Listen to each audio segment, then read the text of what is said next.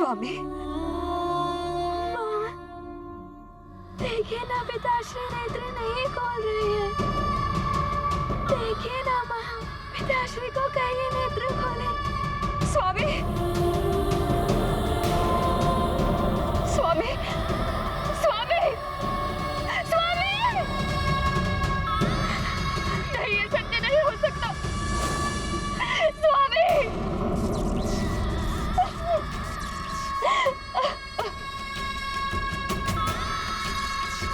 अंजना, अंजना, मैं काल के वश में विवश हो गया हूँ। अंजना, बस बंद कीजिए अब ये अश्रुधारा। अश्रु बहाने दीजिए हनुमान को। उसे भी तो आभास होना चाहिए कि क्या होता है काल के नियमों का उल्लंघन करने का दंड। नियम है तो यम है।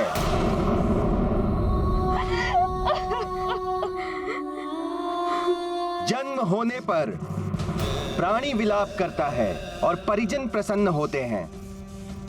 मृत्यु होने पर परिजन विलाप करते हैं। कुछ समय सभी विलाप करेंगे, फिर पुनः सबका जीवन सामान्य हो जाएगा। यही संसार का नियम है केसरी। अब आपके परिवार से आपके सारे संबंध समाप्त हो चुके हैं। जन्मों के संबंध होते हैं कालदेव। अभी तो मैं कुछ भी नहीं कर पाया हूं अपने परिवार के लिए, समाज के लिए और इस समस्त संसार के लिए मुझे बहुत कुछ करना है कालदेव, बहुत कुछ। मुझे कुछ जीवन दान और दे दीजिए कालदेव। जितना आपके पास समय था उसके अनुसार आप जितना कर सकते थे आप कर चुके हैं। अब अपने पुत्र को भी करने दीजिए कुछ।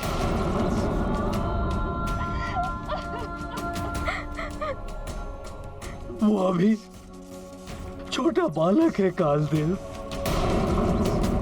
उसे बहुत कुछ सीखना है। किंतु वो महाबली संकट मोचन है। कालदेव का भी सामना कर लेता है वो। कालदेव, यदि मेरे पुत्र से कोई धृष्टता हुई तो उसके लिए मैं क्षमा प्रार्थी हूँ। क्षमा कीजिए, अभी उसकी शक्तियों को दिशा देना है मुझे। दिशाहीन एवं अनियंत्रित शक्तियां सदैव अनर्थ का कारण बनती हैं। सीख जाएगा वो। इस प्रकार जब उसे दंड मिलेगा तब उसकी शक्ति नियंत्रण में स्वयं ही आ जाएगी और फिर उसकी माँ है उसे संस्कार देने के लिए। कैसे करेगी वो अकेली इस संसार का सामना? ये बिछोह नहीं सह पाएगी वो। यदि उसे कुछ हो गया तो हनुमान भी नहीं रह पाएगा कालदेव।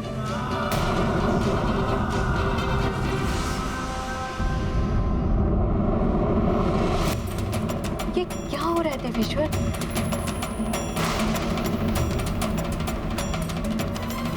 अनर्थ हो गया जगत पालक। पद के मद में चूर होकर कालदेव ने अन्याय किया है।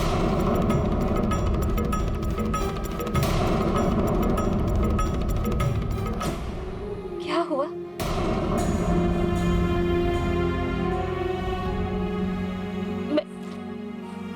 मैं रो क्यों रही हूँ?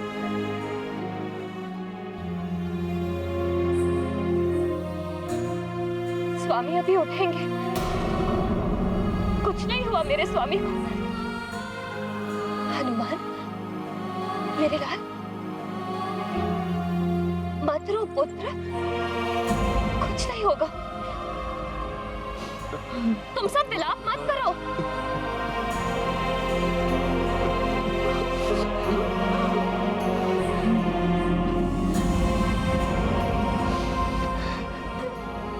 देख रहे हो मुझे पुत्र?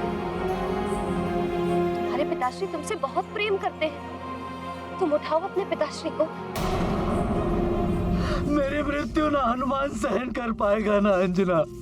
मेरे परिवार पर दया कीजिए कालदेव, दया कीजिए कालदेव। छोटा सा परिवार है मेरा कालदेव। मेरे बिना टूट कर रह जाएगा, बिखर जाएगा मेरा परिवार कालदेव, बिखर जाएगा।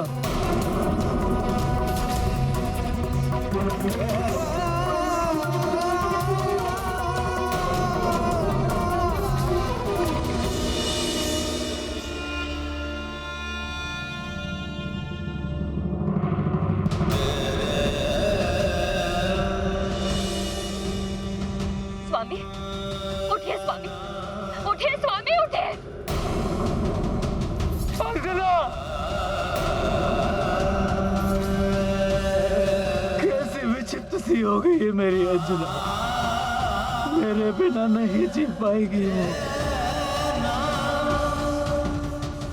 उन्हें मात्र मैं ही संभाल सकता हूँ। अब कुछ नहीं हो सकता केसरी, अब आप उनकी चिंता छोड़ दीजिए। अब अगले 11 दिनों तक, जब तक विधि पूर्वक आपका श्राद्ध न हो जाए, आपको प्रेत लोक में निवास करना होगा। नहीं कालदेव,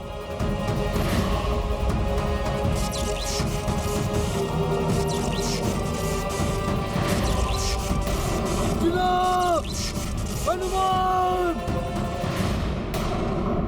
हनुमान, तुम्हारे पिताश्री को उठना ही होगा। कहो इनसे पुत्र, हमें तीर्थ यात्रा पूर्ण करनी है, तभी तो हमारे संकट मिट पाएंगे। पिताश्री, मैं क्या करूं? अब आप ही समझाइए माँ को।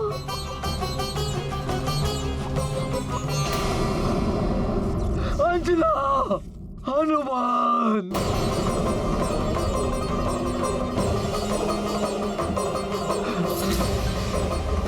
अंजना, हनुमान!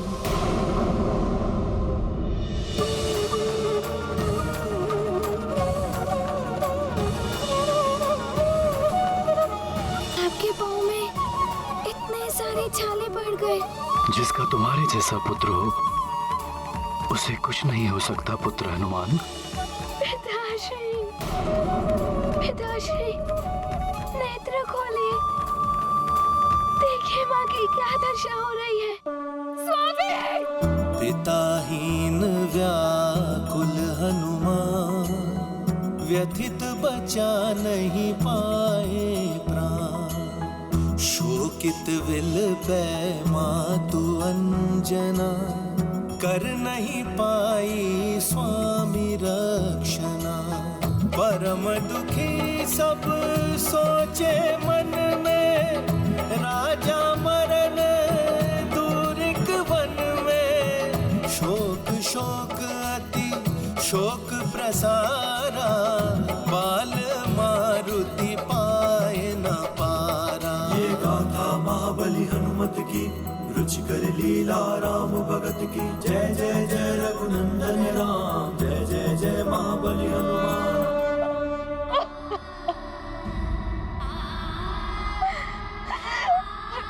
हनुमान जी, पिताश्री,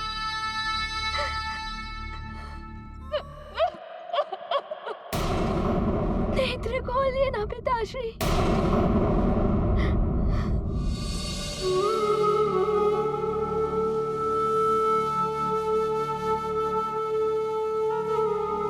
आप तो हनुमान की पुकार भी नहीं सुन रहे।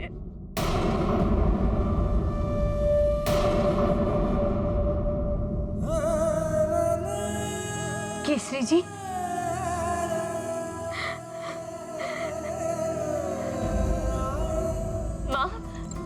माँ देखिए ना, इन्हें क्या हो गया है। केसरी जी, महाराज! केसरी जी, केसरी जी, महाराज! माँ देखिए ना, ये तो हनुमान की भी नहीं सुन रहे हैं। आप ही इनसे कहिए ना कि हनुमान सबके लिए जल ले आया है, हम सबकी प्यास बुझ जाएगी।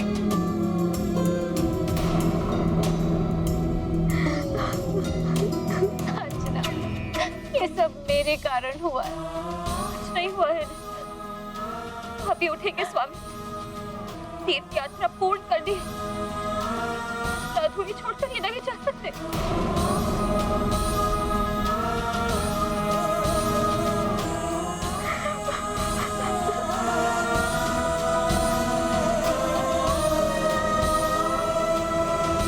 हनुमान, ये तुलसी पत्र अपने पिता के मुख में रख दो और ये जल भी प्रदान करो पुत्र।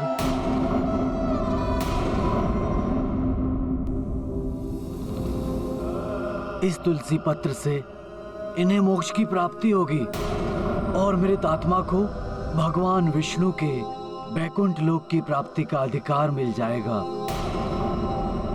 नहीं, प्रेतात्मा मत कहिए। मेरे स्वामी अभी उठ जाएंगे, उठ जाएंगे स्वामी।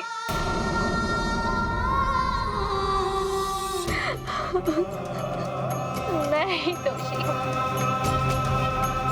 ना मुझे प्यास लगी, ना ही हनुमान केसरी जी को छोड़कर दूर जाता।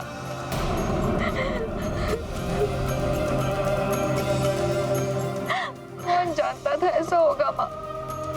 संभालिए स्वयं को।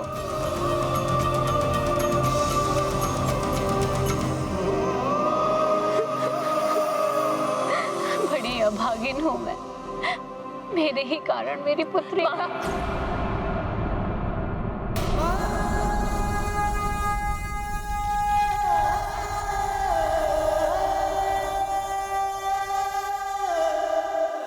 हमें तो ज्ञात ही नहीं था ये महाराज केसरी का परिवार है। हाँ, महाराज केसरी के परिवार को दुख में देखकर हम इनकी सहायता के लिए ही तो यहाँ आए थे।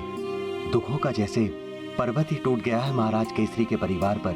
ये भी हमारी भांति मृत्युंजय महादेव के दर्शन के लिए जा रहे थे। बड़ी अनहोनी हो गई इनके साथ। वैसे महाराज केसरी का हम ऋषियों पर बड़ा उपकार है।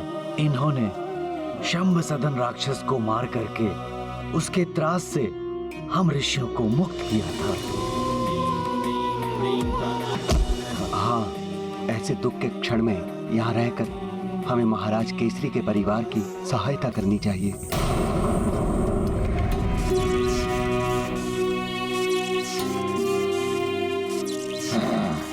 चलिए। अंजना, हनुमान,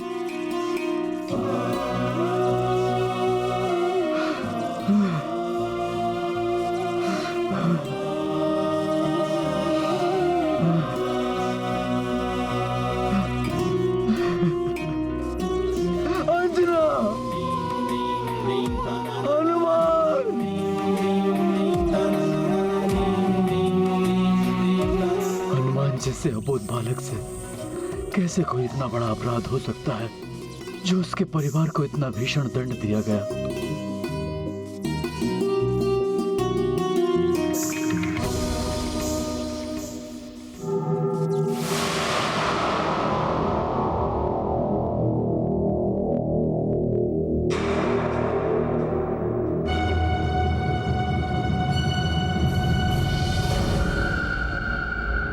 सुमेरु के भूतपूर्व भूपति केसरी, मैं प्रेतराज आपका स्वागत करता हूँ इस प्रेत लोक में।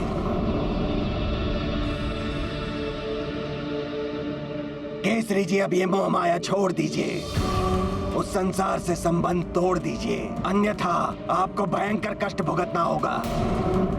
यदि आप इस लोक में दुखी होंगे तो आपका परिवार भी उस लोक में उतना ही दुखी होगा। केसरी, मिथ्या है वो संसार, अब तो मात्र मृतदेह है वहां। उसकी भी अंतिम यात्रा अब आरंभ हो चुकी है।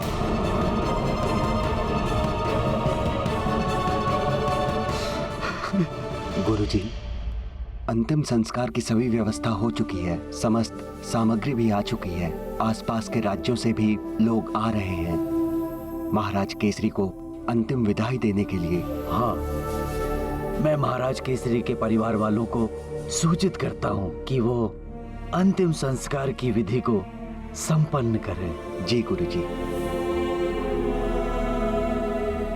सारा दिन बीत गया स्वामी, अब तो उठ जाइए, अन्यथा हम कार्तिक के अंतिम सोमवार तक मार्कंडेय तीर्थ नहीं पहुंच पाएंगे।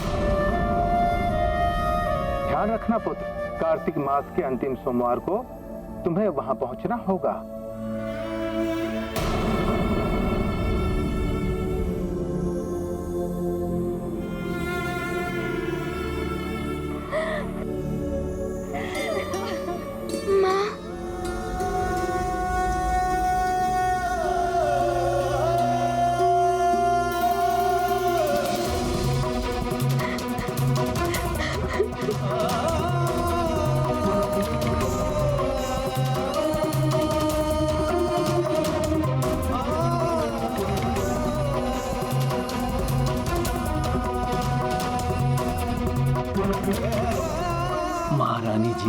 हम आपकी दुख की घड़ी में आपके साथ हैं, परंतु महाराज केसरी के मृतदेह को अब अधिक समय तक रखा नहीं जा सकता।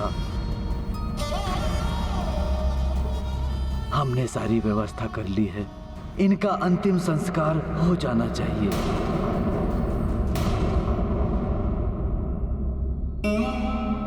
नहीं ऋषिवर, नहीं।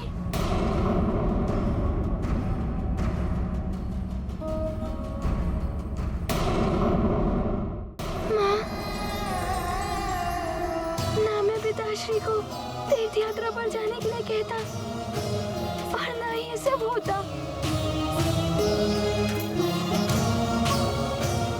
कैसा संकट मोचन हूँ मैं। मेरे ये पुत्र का जीवन व्यर्थ है जो अपने ही पिताश्री को संकट से नहीं बचा पाया।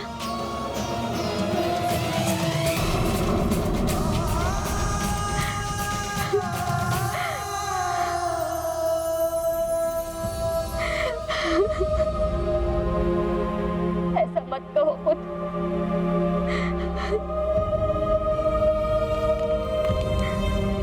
इसमें तुम्हारा कोई दोष नहीं पुत्र।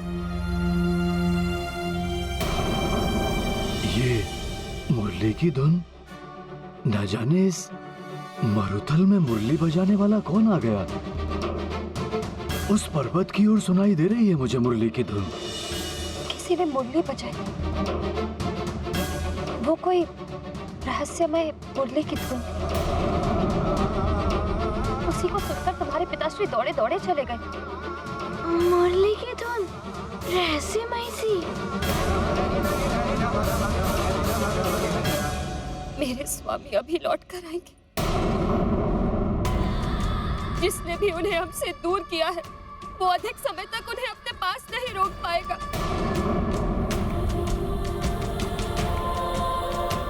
हमारा प्रेम उन्हें वापस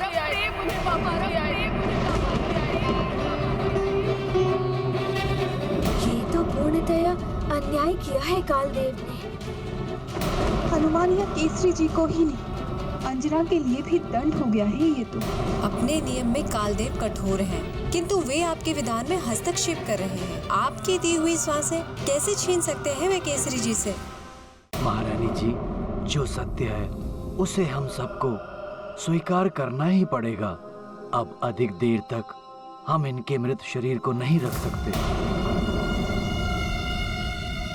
सारा दिन निकल चुका है। अब यदि इनका अंतिम संस्कार नहीं किया गया तो इनकी आत्मा को बड़ा कष्ट होगा।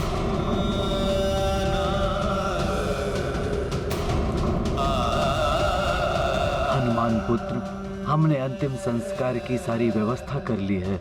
अब आपको अंत विधि पूरी करनी है।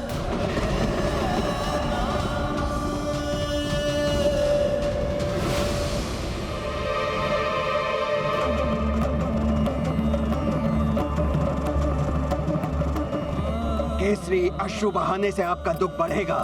नेत्र बंद करके शांति को धारण कीजिए। वैसे भी कुछ क्षणों में आपका पुत्र आपके मृत देह का अंतिम संस्कार कर देगा। फिर आपका पृथ्वी लोक से संपर्क समाप्त हो जाएगा।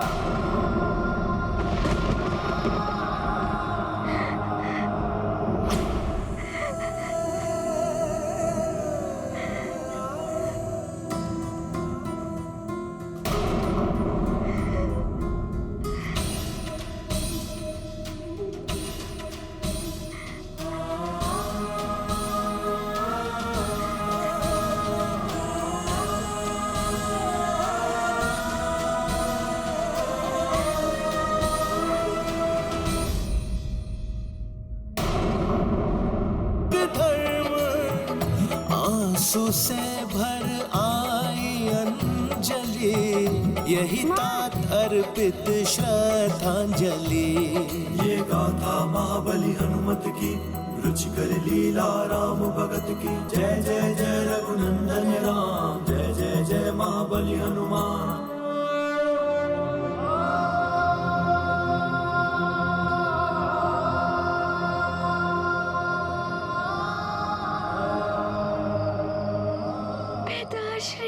महारानी जी, आप लोगों को इस प्रकार तड़पता देखकर महाराज केसरी की आत्मा को कष्ट हो रहा होगा।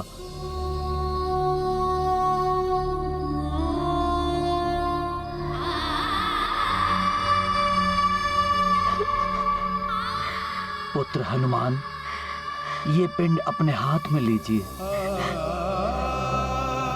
अब हम आपके मृतक पिता की शांति के लिए ये पिंडदान आरंभ करते हैं।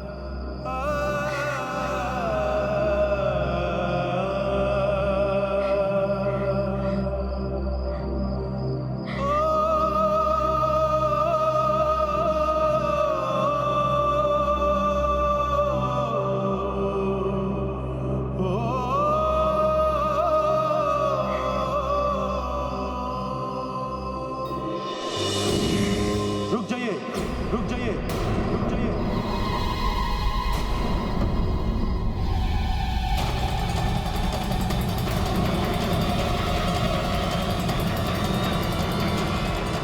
प्रणाम देव गुरु बृहस्पति।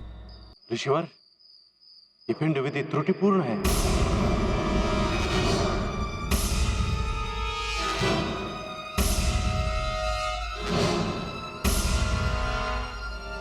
चावल का नहीं, काले तिल मधु के साथ पिंड देना होगा आपको।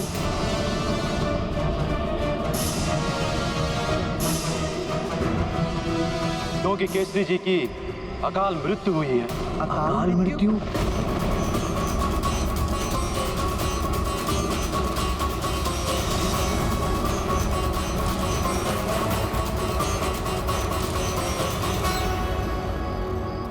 अकाल मृत्यु? हाँ, क्रियाक्रम अकाल मृत्यु के द्वारा ही करना उचित होगा। केसरी जी की मृत्यु एक स्वाभाविक मृत्यु नहीं है। अकाल मृत्यु हुई है कालदेव द्वारा, कालदेव द्वारा, कालदेव द्वारा। ये क्या कह रहे हैं आप देवगुरु? यही सत्य है पुत्र हनुमान। ब्रह्मदेव ने जितनी श्वासें दी थी उसे पूर्ण के बिना छीन लिया कालदेव ने।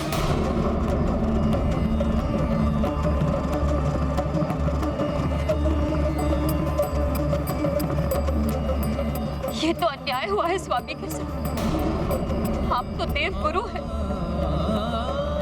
आपके कुल के दीपक को असमय बुझा दिया कालदेव ने और आपने उन्हें रोका तक नहीं। क्यों किया ऐसा कालदेव ने? पुत्री अंजना, हनुमान ने संसार की रक्षा करने के लिए काल चक्र को विपरीत दिशा में प्रचालित कर दिया।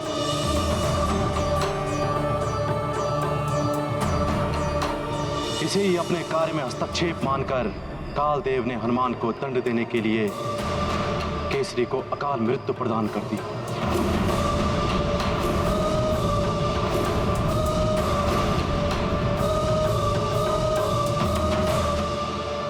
ये तो अन्याय है। मेरे पिताश्री ने कौन सा अपराध किया है? वो मुझे दंड देते, किंतु वो पिताश्री को इस प्रकार दंड नहीं दे सकते। किंतु हनुमान, अब कुछ नहीं किया जा सकता। कालदेव का निर्णय अटल है, उसे मैं भी परिवर्तित नहीं कर सकता हूँ। नहीं गुरुदेव, कर्म भाग्य को बदल देता है। जैसे कालदेव को भी अपने निर्णय को तपस्वी महाराज मार्कंडेय जी के लिए बदलना पड़ा था। मैं भी हम लोग जाकर अपने पिताश्री का जीवन वापस लाऊंगा।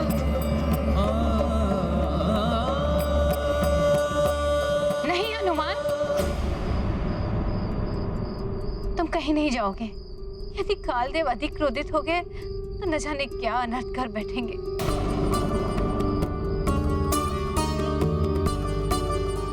अन्याय करना ही नहीं, अन्याय सहना भी अधर्म होता है। मैं ये अन्याय नहीं सहूंगा। कालदेव को मेरे पिताश्री का जीवन लौटाना ही होगा। जो तुम करना चाहते हो वो असंभव है हनुमान। कालदेव इसे पुनः अपने कार्य में हस्तक्षेप मान बैठेंगे। तुम्हें वहां नहीं जाना चाहिए।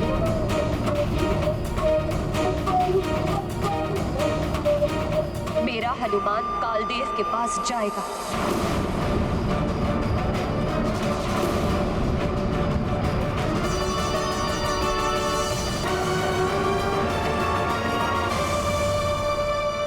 माँ, आपको मुझ पर विश्वास तो है ना? हाँ पुत्र, मेरे विश्वास और तुम्हारे पितृ भक्ति की शक्ति कालदेव से तुम्हारे पिताश्री के प्राण वापस लेकर आएगी। माँ, आपने ही कहा था ना, जिस पुत्र के साथ अपने माता पिता का आशीर्वाद हो वो कभी असफल नहीं होता। आपका विश्वास ही मेरी विजय का आधार होगा। हाँ पुत्र, अपने पिताश्री के प्राण वापस लेकर ही आना। ऐसा ही होगा माँ।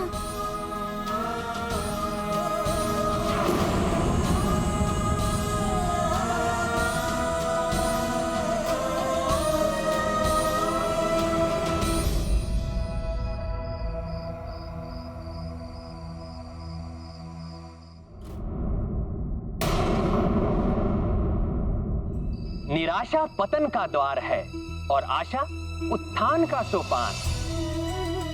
इसीलिए मनुष्य को आशा कभी नहीं छोड़नी चाहिए। स्वयं के प्रति हुए अन्याय का बोध होने पर न्याय के लिए उठ खड़े होना चाहिए। परिस्थिति का सामना दृढ़ता के साथ करना चाहिए। परिणाम की चिंता ना करते हुए मनुष्य को सत्य और न्याय के लिए एक योद्धा की भांति प्रयास करना चाहिए। माँ, मैं प्रतिज्ञा पूर्ण करके ही लौटूंगा। मुझे आज्ञा एवं आशीर्वाद दे। हनुमत लेते महाघोर प्रण, लौटाएंगे पिता का जीवन। जाएंगे वे काल लोक, अब आकुलता है होगा क्या अब। माता को बहुधीर बधाते, भांति भांति उनको समझाते। पाकर आज्ञा और आशीष, उड़े काल गति व्यथित कपीश। ये गाथा महाबली हनुमत की, रुचिकर लीला राम भगत की। जय जय जय रघुनंदन राम, जय जय जय महाबली हनुमान। प्रणाम देव गुरु। असंभव, फिर भी मेरा आशीर्वाद तुम्हारे साथ है पुत्र। सफल मनोरथ भव। हनुमान, तुम्हारे पिता अब कभी नहीं होंगे तुम्हारे साथ। तुम्हारे लौट कर आने से पहले ही केसरी की देह चिता में भस्म हो चुकी होगी। पिताश्री की आत्मा बहुत कष्ट में होगी। माँ का मन भी बहुत दुखी है। मुझे शीघ्र ही पिताश्री के प्राण लेकर वापस लौटना होगा। मेरे कारण पिताश्री के प्राण चले जाए, ऐसा पुत्र नहीं हूँ मैं। ऐसा कदापि नहीं होने दूंगा मैं। अपने पिता के साथ अन्याय नहीं होने देगा हनुमान। मुझे पूर्ण विश्वास है।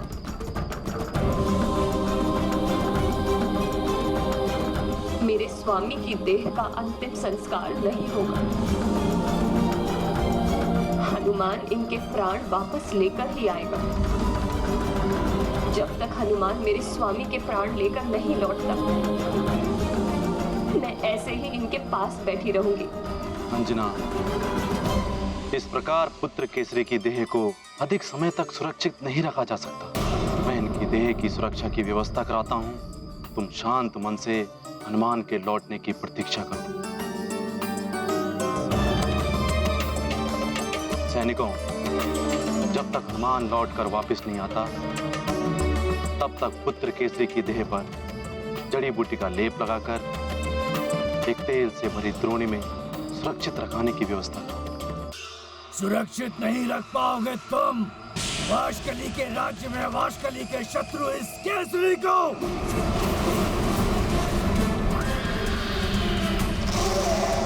वाशकली राज्य का युवराज है वाश का शान।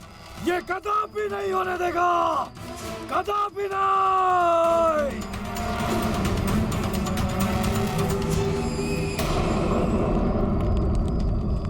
मैं सत्य कह रहा हूँ काका महाराज वाशकली।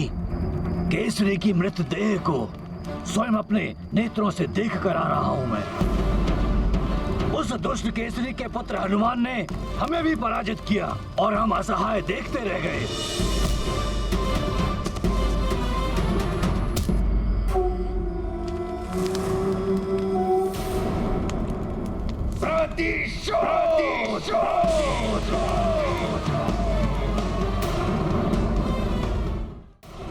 वर्षों से केसरी के विरुद्ध प्रतिशोध की चिंगारी भड़क उठी थी मेरे हृदय में, किंतु मेरे मृत्यु दंड से पूर्व वो मर गया। अब इस प्रतिशोध की ज्वाला को कैसे शांत करूं? प्रतिशोध तो हम अब भी ले सकते हैं। प्रतिशोध अब कैसा? मृत्यु हो चुकी है उसकी। उस केसरी की देह को नष्ट करके। तुम्हारा तात्पर्य है कि उस केसरी की मृतदेह की, उसकी देह की दुर्गति कर दें, किंतु इसमें आनंद क्या आएगा? आएगा आनंद।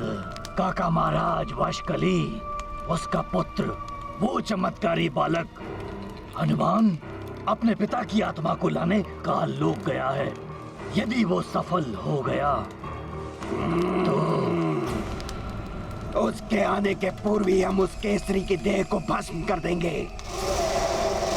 अब ना रहेगा बांस और ना बजेगी बांसुरी।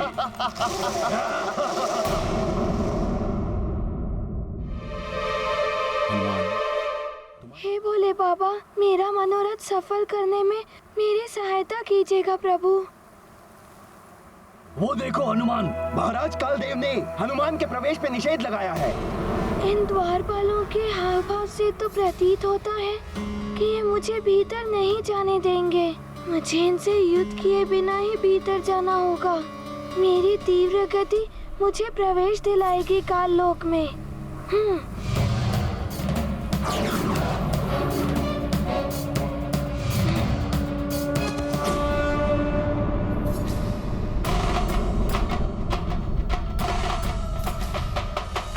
हनुमान, प्रतीत होता है कि काल का दंड तुम्हें कम लग रहा है, इसीलिए काल लोक में आने का दुस्साहस कर बैठे हो तुम।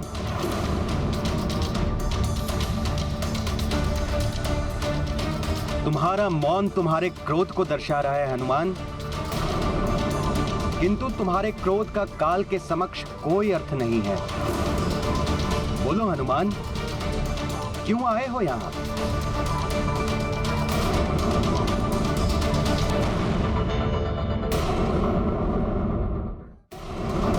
प्रणाम कालदेव।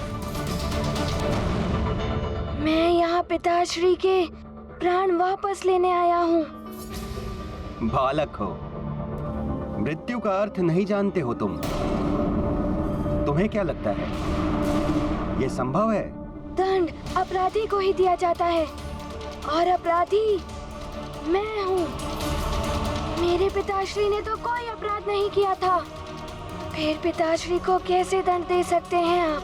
तुम्हारे पिता की मृत्यु ही तुम्हारे लिए सबसे बड़ा दंड है हनुमान। किंतु यह अन्याय है कालदेव, ऐसा मत करिए। पिताश्री के प्राण वापस लौटा दीजिए। तुम्हारे परिवार को दुख पहुंचा है, इसलिए तुम मुझ पर अन्याय का आरोप लगा रहे हो हनुमान। मैंने जो भी किया है अपने अधिकार क्षेत्र में रहकर ही किया है। किंतु कालदेव, नियम है तो यम है।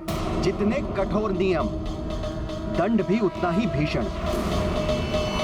तुमने काल के कार्य में हस्तक्षेप किया है। मैंने अधिकार का प्रयोग करते हुए तुम्हारे पिता को अकाल मृत्यु दे दी।